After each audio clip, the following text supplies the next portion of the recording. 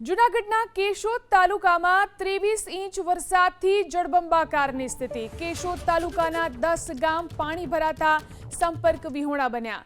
જ્યાં નથી પહોંચ્યું ત્યાં સૌપ્રથમ એબીપી અસ્મિતાની ટીમ પહોંચી। એબીપી અસ્મિતાની ટીમ પહોંચી કેશોદના મુડિયાસા ગામ। મુડિયાસા ગામનું પ્રવેશ દ્વાર જ સંપૂર્ણ પાણીમાં ગરકાવ થયું છે। મુડિયાસા ગામમાં ઘરોમાં 1.5 થી 2 ફૂટ સુધીના પાણી ભરાઈ ગયા છે। મુડિયાસા ગામમાં લોકો ઘરમાં જઈ શકે તેવી સ્થિતિ નથી। ગોઠણ ડૂબ પાણીમાં પહોંચ્યા। સંવાદદાતા કુશાંગ સોની, કેમેરામેન રાજ ભાવસાર અને કુશાંગ સોની પહોંચ્યા ગ્રાઉન્ડ ઝીરો પર। એક બે નહીં, છેલ્લા 4 દિવસથી લોકો ઘર વિહોણા બન્યા છે। આજકાલથી નહીં, વર્ષો જૂની સ્થિતિમાં કોઈ સુધારો થયો નથી। પશુધનની સ્થિતિ પણ અત્યંત દયનીય છે। કોઈ પણ મહિલાને પ્રસૂતિ પીડા ઉપડે તો ખાટલામાં જ જવું પડે તેવી સ્થિતિ છે। છેલ્લા 24 કલાકમાં કેશોદ અને માંગરોળ આસપાસમાં પડેલા 22 થી 23 ઇંચ વરસાદ, તેમાં ડેમના દરવાજા ખોલ્યા હોવાના કારણે ઘેડ પંથક છે તેની પરિસ્થિતિ બદતર બની છે। અને હાલ એબીપી અસ્મિતા ઘેડ પંથકમાં પ્રવેશવાના પ્રથમ ગામ મુડિયાસા ખાતે પહોંચ્યું છે। અહીંયા આગળ પરિસ્થિતિ જુઓ, પ્રવેશદ્વારમાં આવવા જવાના રસ્તા છે તે સંપૂર્ણપણે પાણીમાં ગરકાવ છે અને ગામમાં અંદર આવી શકાય કે જઈ શકાય તે પ્રકારની કોઈ પરિસ્થિતિ નથી। આપણી સાથે ગામના નાગરિકો છે, તેમની સાથે વાત કરશું। આ ગઈકાલે વરસાદ પડ્યો, તેની સાથે જે ડેમમાંથી પાણી છોડાયું, ગામની અંદર કયા પ્રકારની પરિસ્થિતિ છે અત્યારે? ગામમાં પરિસ્થિતિ બહુ ખરાબ।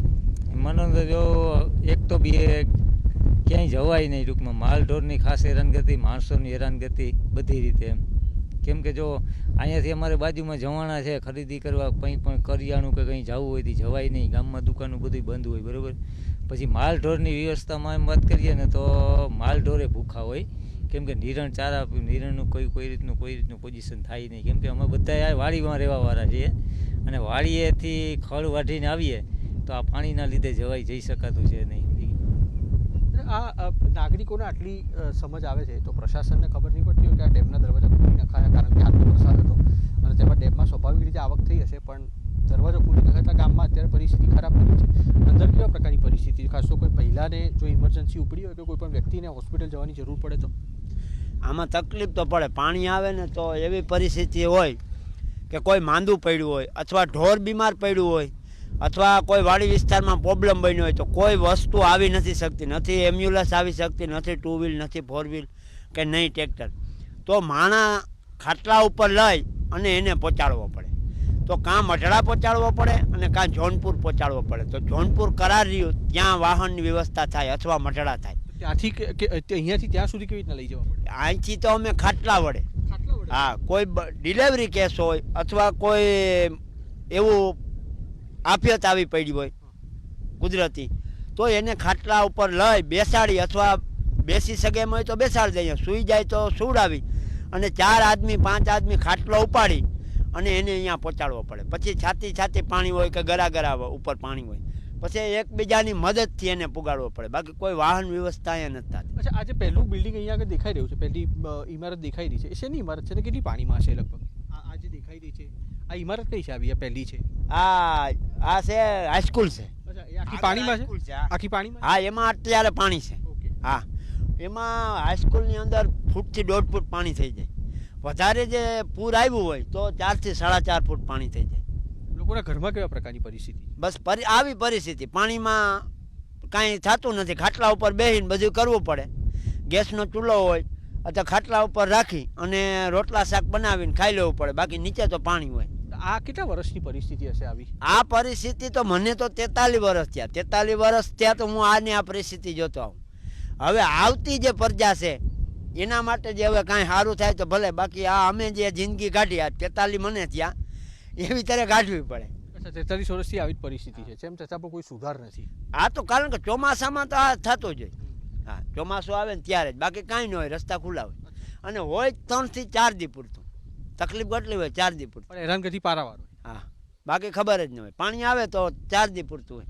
ગામના નાગરિક આપણી સાથે જોડાયેલા હતા, તેમનું કહેવું છે કે તેમની ઉંમર 43 વર્ષ છે અને શરૂઆતથી તેઓ આ પ્રકારની પરિસ્થિતિ જોતા આવી રહ્યા છે।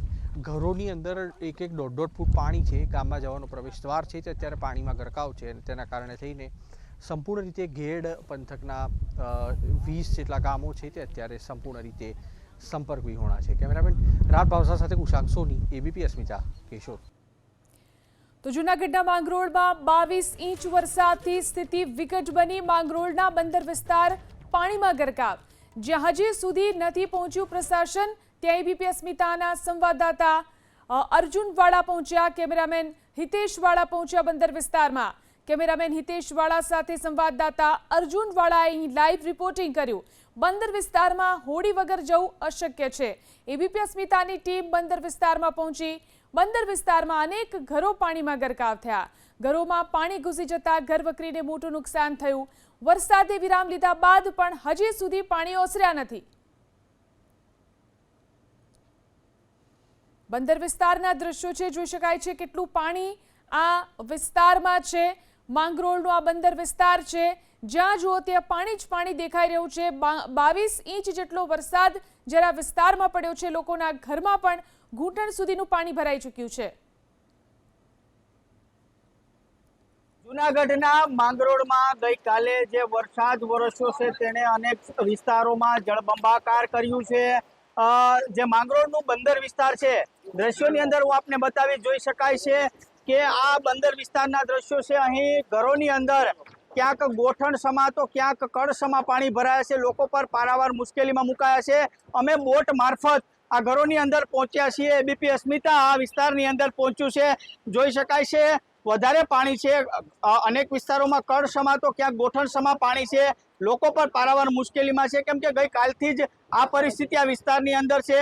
હજી પણ આ ઘરોની અંદર વરસાદી પાણી ભરાયેલા છે, એટલે લોકો પણ પારાવાર મુશ્કેલીમાં મુકાયા છે. અનેક વખત તંત્રને રજૂઆત કરી છે, પરંતુ યોગ્ય જે કાર્યવાહી નથી થતી, જેના કારણે આ જ વિસ્તારની અંદર આ જ પરિસ્થિતિનું નિર્માણ થાય છે. એબીપી અસ્મિતાએ અહીંયા આવીને ગ્રાઉન્ડ રિપોર્ટ કર્યો છે અને ગ્રાઉન્ડ ઉપર આપ જોઈ શકો છો આ જે આ વિસ્તારની અંદર કળ સમા પાણી ભરાયા છે. જોઈ શકાય છે કે ખૂબ સારો વરસાદ તો થયો છે, પરંતુ અમુક જે વિસ્તારો છે તેની પરિસ્થિતિ ખૂબ ગંભીર કરી છે. આ વિસ્તારના જે મકાનો છે એ મકાનોની અંદર હજુ પણ પાણી ઓસર્યા નથી અને આ વિસ્તારમાં પાણી ભરાયેલા જોવા મળે છે. લોકો પણ પારાવાર મુશ્કેલીમાં મુકાયા છે, જેના કારણે કેમ કે બંદર વિસ્તારમાં દર વર્ષે આ જ પરિસ્થિતિ થાય છે, જેના કારણે લોકો પારાવાર મુશ્કેલીમાં મુકાયા છે.